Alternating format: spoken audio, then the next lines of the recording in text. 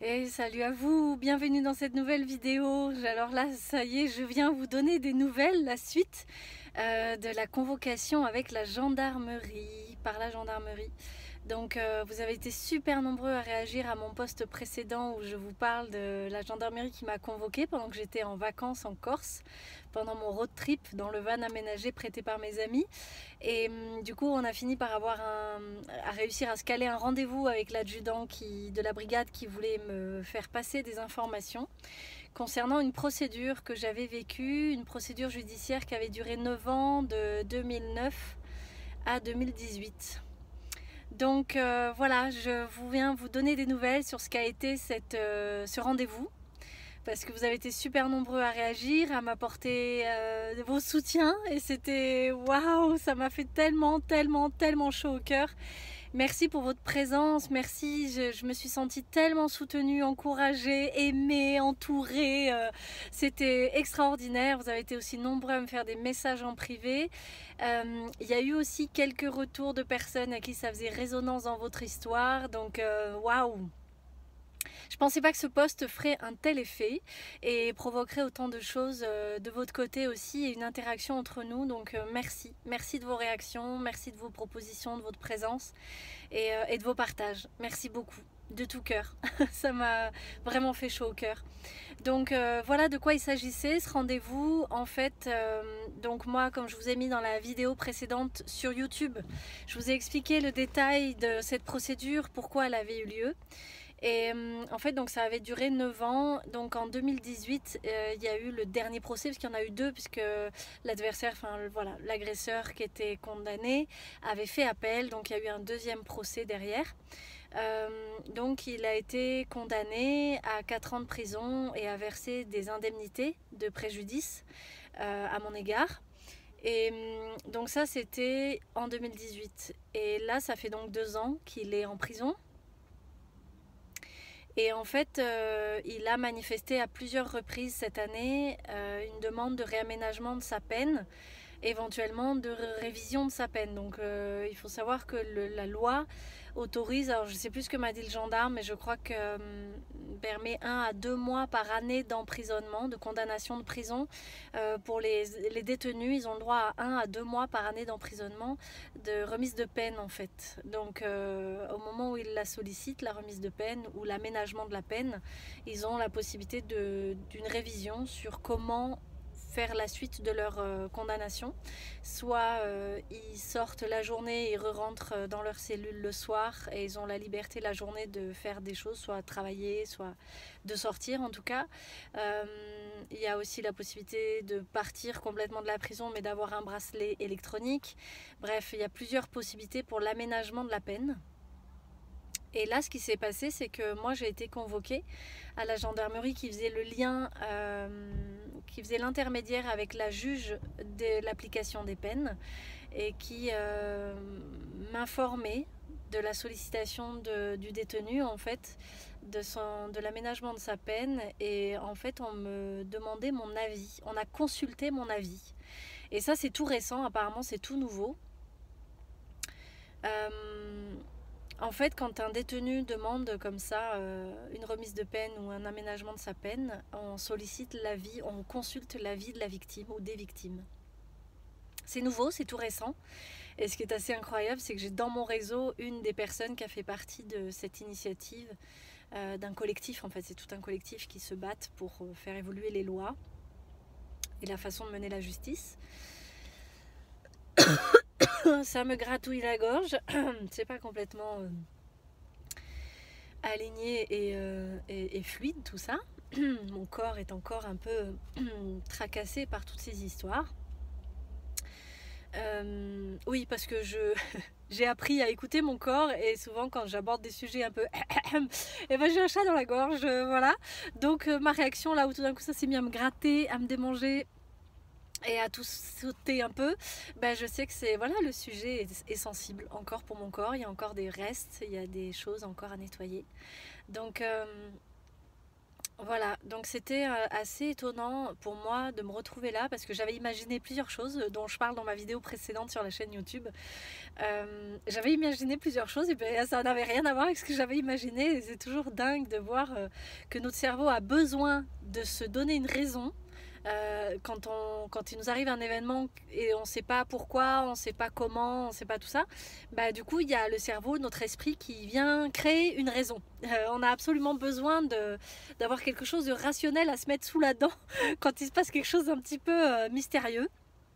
Donc ça c'est assez intéressant aussi d'observer ça et que souvent bah, ouais, ce qu'on projette, ce qu'on imagine, c'est rarement la réalité qui se manifeste derrière, mais en tout cas j'avais imaginé plusieurs choses et en fait c'était pas du tout ça. Donc le gendarme m'a expliqué, m'a lu la lettre, ce que m'adressait la juge d'application des peines.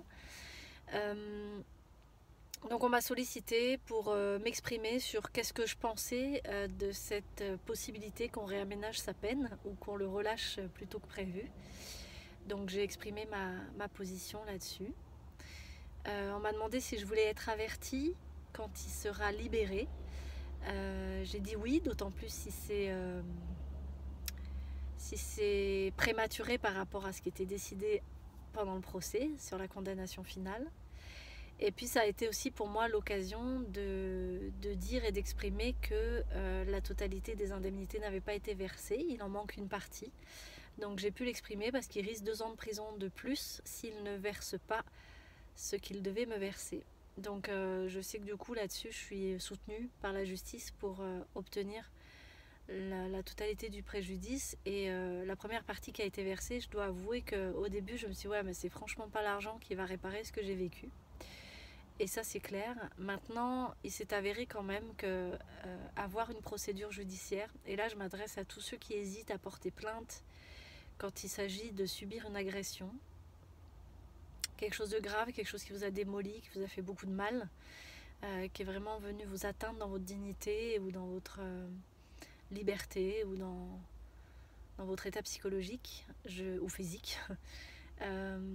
J'ai vraiment envie de vous encourager à aller dans cette voie de la procédure judiciaire. Alors maintenant, ça ne correspond pas à tout le monde, mais ne laissez pas la peur vous guider dans ce choix. Parce que moi, même, voilà, vous imaginez, ça a mis 9 ans, donc c'est très long, c'est très très long. Ça a été très dur. Je pense qu'on m'aurait averti de comment ça allait se passer. J'aurais hésité 10 fois plus à porter plainte.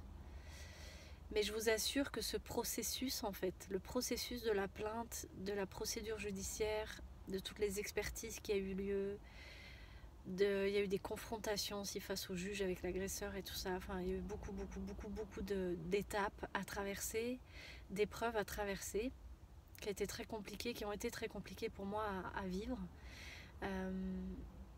Mais je vous avoue qu'aujourd'hui, le processus, je réalise à quel point il a été salvateur. Il a vraiment contribué à mon cheminement de guérison, à mon cheminement pour prendre du recul, pour m'approprier beaucoup plus ma responsabilité, mais aussi ma posture de victime. Non pas de me l'approprier dans le sens de me conforter dedans, mais de me l'approprier dans le sens de reconnaître que j'ai subi des choses qui n'étaient pas justes, qui sont intolérables et qui ne doivent plus être acceptées et que je ne souhaite à personne. Et du coup, il y avait vraiment cette notion de faire en sorte de mettre cette personne hors d'état de nuire. Ça, c'était très important pour moi et de se positionner comme ayant un besoin vital d'être reconnue comme victime. Dans le cadre de la procédure, ça a été un cheminement extrêmement important et très fort. Alors, je sais qu'il y a des procédures où des fois on ne reconnaît pas la victime comme victime, on ne reconnaît pas l'agresseur comme coupable. Et ça, quand les faits ont été vécus mais qu'il n'y a pas de preuves ou que ça manque de démonstration, de preuves, etc. dans une procédure pour pouvoir aller au bout de cette reconnaissance des faits, je sais que c'est douloureux. Et j'imagine mon procès, si l'issue avait été de ne pas être reconnu comme victime et que lui n'ait pas été reconnu comme coupable, ça aurait pu être très compliqué pour moi. Voilà, donc je mesure par quoi on peut passer aussi quand ça ne se passe pas d'une manière juste. Parce que la justice, elle n'est pas toujours juste, voilà, suivant comment ça se passe. Moi, j'ai eu beaucoup de chance. j'ai eu un vrai cadeau, c'est que dans la procédure, il y a d'autres femmes qui avaient vécu la même chose avec le même homme et qui ont accepté de témoigner, malgré la terreur qu'elles avaient, même des années après, la terreur qu'elles avaient pour les conséquences pour elles et surtout dans l'idée de revoir cet homme ou quoi. Elles en avaient très peur encore, même plusieurs années après. Donc ça, c'était un vrai cadeau, parce que du coup, ils ont pu regrouper les témoignages entre ce qu'elle racontait, elle, de ce qui s'est passé pour elle dans la maison de cet individu, et moi. Bah, c'était exactement le même processus, la même personnalité qu'on décrivait, exactement les mêmes faits, enfin les mêmes sévices qu'on a subis, etc. Donc du coup, ça a vraiment permis à la justice de valider que ouais, ce que je racontais n'était pas des conneries. Donc c'était fort parce qu'il n'y avait pas forcément beaucoup de preuves physiques, en tout cas, même si j'ai subi des choses qui avaient marqué mon corps. Le gendarme, quand il m'a accueilli pour la plainte, quand je me suis enfuie et que je me suis retrouvée dans son bureau, devait me faire voir un médecin pour faire constater les marques que j'avais sur le corps à ce moment-là, sauf qu'il a oublié. Et il y a ça aussi sur une procédure judiciaire, c'est qu'il y a énormément d'éléments qui ne sont pas faits comme il aurait fallu et qui manquent du coup au dossier et qui pourraient accélérer un processus ou appuyer une preuve, etc. ou rajouter la démonstration que ce qu'on a vécu est vrai. Et ça, c'est terrible à vivre quand voilà, des preuves comme ça s'envolent. C'est compliqué. Mais voilà. Donc j'ai vraiment envie de vous encourager à, si c'est quelque chose que vous avez besoin de vivre,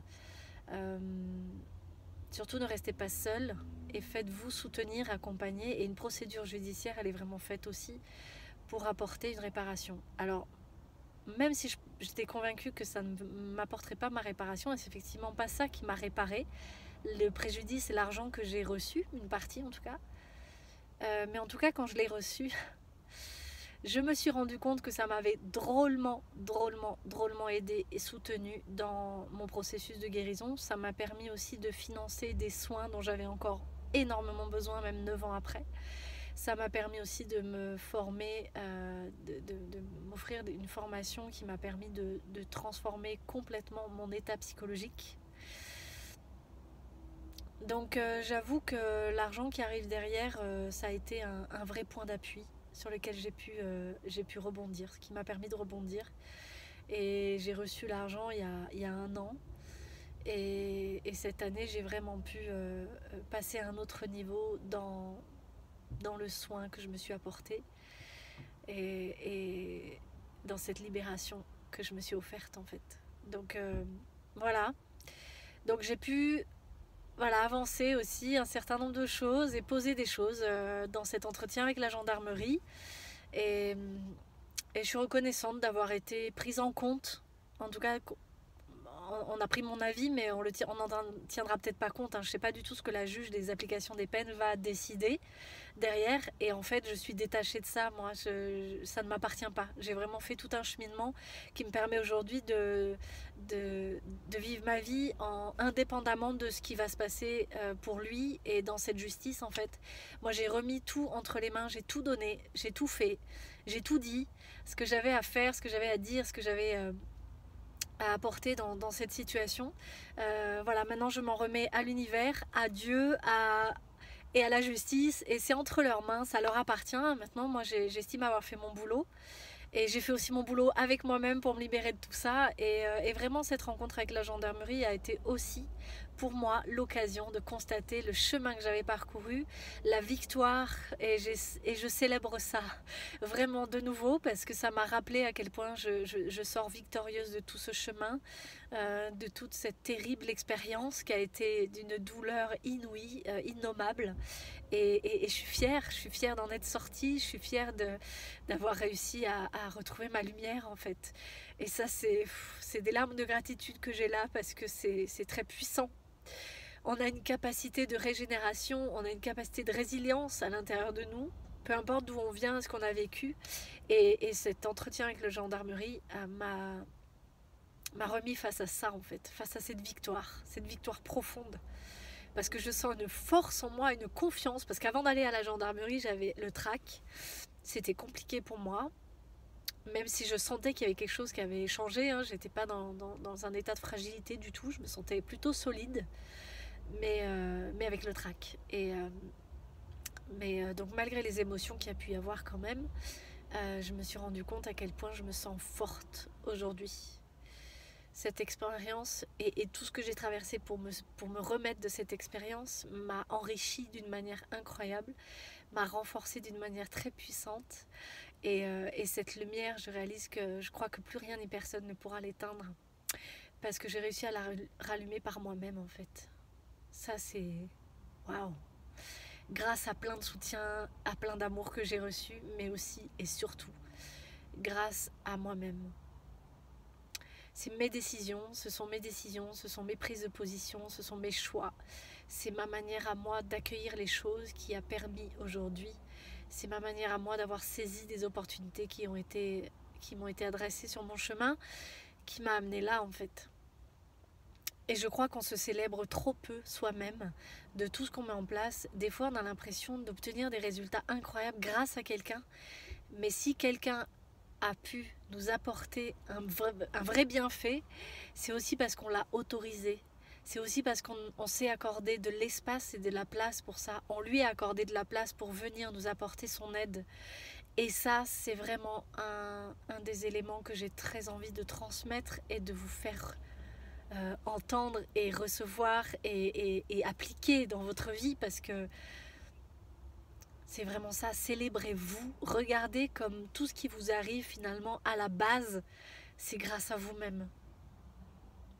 C'est grâce à vous, parce que vous avez fait un pas à l'intérieur de vous, parce que vous avez ouvert quelque chose en vous, parce que vous avez osé dire oui à quelque chose, parce que vous avez osé dire non à quelque chose, parce que vous avez attrapé un truc, vous avez saisi un truc au vol qui se présentait à vous, parce que vous avez...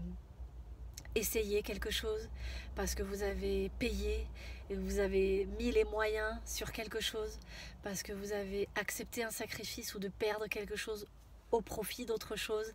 Regardez en détail ce que vous avez obtenu, à quel endroit c'est grâce à vous, parce que c'est à la base, c'est ça.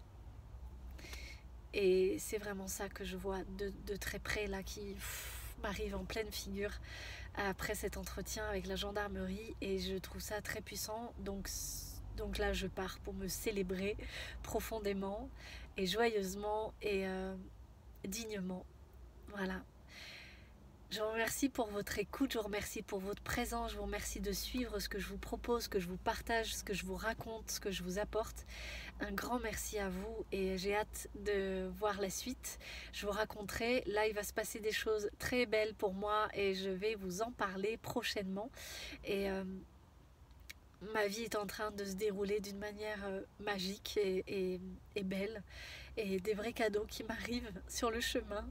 Et quand je vois tout ce par quoi je suis passée, c'est le fruit de tout ce travail personnel. Donc persévérez, persévérez, persévérez, je vous en prie, persévérez. Dans les moments difficiles, donnez-vous de l'amour, accordez-vous de faire ce que vous sentez juste, peu importe ce que les gens, même les plus proches, pensent de ce que vous décidez de faire. Mais surtout, faites vos choix et prenez des décisions en fonction de ce qui est juste pour vous, dans votre cœur, dans votre corps, dans votre esprit. Et ne laissez pas les peurs vous guider. Laissez juste vraiment votre cœur et ressentir ce qui est juste, ce qui est important pour vous. Faites des choses qui répondent à vos besoins, à vous. Et la vie derrière, elle nous apporte tout ce qu'il nous faut pour y aller. Elle nous encourage, elle nous soutient, elle nous apporte le nécessaire. Il faut juste enclencher cette autorisation de faire ce qui est juste pour vous. Voilà, c'est le message que j'avais envie de vous transmettre aujourd'hui. Je vous embrasse, prenez soin de vous, prenez soin des autres et prenez soin de la terre. Et à très vite. Gros bisous. Ciao, bye bye.